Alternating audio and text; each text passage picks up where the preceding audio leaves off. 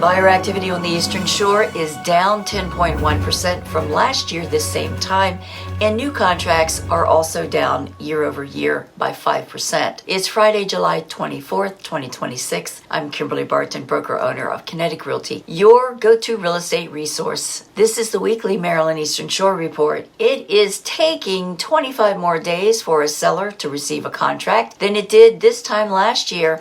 Plus, we have 35.3% more inventory. That inventory is at 2,417 properties, and these have been on the market for a median of 83 days, listed at a median price of $409,000. 146 properties sold in 42 days, and the median sold price was $387,889. This sold price has slipped 2% year over year. There are 135 rental properties this week.